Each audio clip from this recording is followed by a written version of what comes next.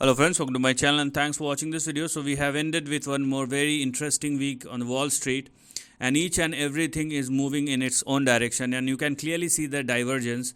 Dow Jones closed 200 points higher, but NASDAQ closed 319 points down, 2% down in NASDAQ and 0.5% higher in Dow Jones.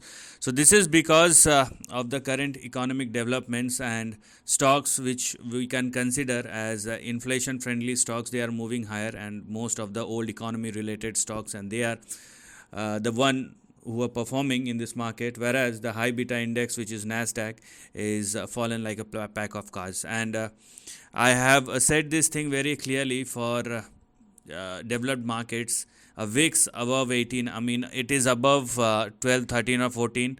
If it started moving 15 and beyond, you will see volatility that will again spiking up, and closed above 18.71 is actually not a good sign, because volatility is going to increase even from this level if VIX continue to increase on the higher side. Now let us see what has happened and what is happening, because commodities are moving higher. You will see cryptos, they are in their own momentums. They are volatile, but they are still intact, and equity indices, you can clearly see the divergence. So let us start analyzing all the moves, and let us see what may happen going forward. So let us start with Dow Jones, which closed in green, but if you are looking at the overall trend or overall price action, it is fine, but the trend is still negative. But because there was a breakout, you can clearly see there was a breakout at or above this level. So there is still a chance that Dow Jones may retest this particular level, which is the lower end of the range, support or stop loss at 36,975. But you will find your big support over here. And obviously, if Dow Jones falls below this level, then you will see further downside that may open up. Similarly, what we have on the upside is your target and your resistance for the time being, which is 39,960 on the upside. So this is what we are going to see as far as the upper end of the range is concerned. So right now, with this current correction, this is the range which one should look at. Now this is down but not out, so it looks more like a range bound kind of price performance as far as the current price move is concerned. And if anything big has to happen, it has to happen beyond this range. So let me add one more level, 36,627 and 36,975. These are your support and stop loss. So don't go below that, because till now the stock is moving in between a range, and if there is anything big on the downside, then for that Dow Jones must fall below 36,600. And similarly, if you are looking for any further up move, then let it surpass and sustain above 40,000. Similarly, what we're going to see in NASDAQ is in a completely different zone, you can clearly see, and it is now broken below, because for the last couple of months or for the last 1.5 year, there is a clear-cut divergence when we are looking at NASDAQ and Dow Jones, because Dow Jones is moving from strength to strength, but NASDAQ is not looking very good or extremely good. And you can clearly see Dow Jones is still holding at or above the breakout level, but for NASDAQ, it closed below 16,287 quite comfortably, and there is a correction that has started.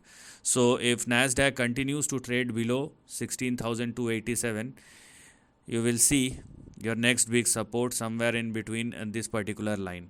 So because a correction is going on for NASDAQ, you will see your support somewhere in between 13,800 and 14,200 as far as the lower end of the range is concerned when we are looking at the current price move of NASDAQ. So if you are long in Dow Jones, does not mean you have to be long on NASDAQ as well because of this. Now let us talk about S&P 500, and because NASDAQ has fallen quite a lot, you will see the similar kind of impact in S&P 500. Okay, because there are bigger companies in NASDAQ, and that's why you will see the shape of the trend which is more similar to NASDAQ and not Dow Jones.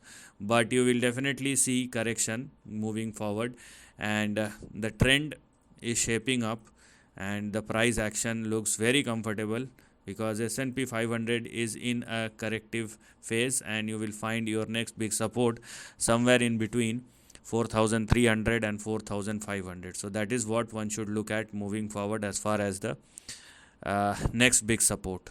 So Dow Jones may move a bit more on the downside, but it has its big support. But when it comes to NASDAQ and S&P 500, they are in a corrective. They are actually in a correction, near-term correction, which is going on. Now let us talk about the dollar index, which is the reason behind all these kind of moves. And I've been talking about 103, 104, and dollar index sustaining above 106, not at all a very good sign. There are only two levels which is left, and they may work as your near term resistance, and they are, here we are, 105.98 or 106, which dollar index has already crossed, and 107.5. This will be the final resistance, because the moment dollar index started trading below 107.5, you will see bigger spurt as far as the dollar index is concerned, because what will rather open up is this particular range, and the dollar index may swing in between 110 and 114. But equity market will move south, and there will be a lot of volatility across the board, not only in the US market but across the globe, because dollar is still the reserve currency, and you will definitely see a bigger impact if dollar index started trading at or above 107.5 or more. Okay, so this is the final thing. So let us see how things will work out, and most importantly dollar index, and I will specifically look at 107.5, above which you will see a big move in dollar. Gold may started moving higher, or I think it has already moved quite a lot, but near term, when you are talking about the near term trend, it will also turn volatile. So does the equity market. Okay, so things are looking quite dicey right now, so you have to be very much skeptical about the market. Now let's talk about, I think, silver. This is the price chart of silver futures, and I'm talking about it after a couple of months. And silver is actually it has already started spiking higher, but the kind of move we have for silver, once it surpasses this particular level, I think 30 or 31, you will see silver will retest its previous high, which it has tested way back in 2011. So the level that I'm talking about right now is 30.8. Once silver started, and this is silver futures, once silver futures started trading and sustaining above 30.8 or more, you will see its next big move towards $50. There will be an appreciation of I think $20, and this is going to be big one, because in terms of percentage, even after 30, it's going to be a 60% move. So I mean, commodities with such big moves are not good for the inflation, because there are n number of things which you are using on a regular basis made out of silver. So it's going to be something big. It's going to be something big as far as the price chart of commodities are concerned, and so does the gold. I have talked about the gold a couple of times, so this time I'm talking about the silver. So you may check my previous video. So the thing is, there are enough indications that volatility will remain in the market, even when we are looking at the near term trend. We do not get any such substantial data which will indicate that equity market will restart its new upcycle very soon. Maybe it will not fall down as other things, but it is not indicating a very big up move right now. You can clearly see all those three major indices are in a corrective phase. Maybe little less, little more, that's a different thing. And the indicators, be it commodity, be it dollar index, they are saying something else. I think one more chart, which is WTI crude oil futures, and $83.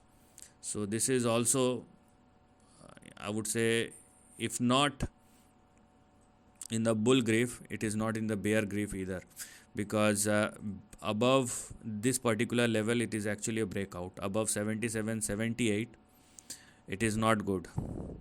Maybe for economies prices are different, but technically if WTI crude futures continue to trade above 77.80, 77.90 or more, what is basically active is this particular range, and that's what one should focus on.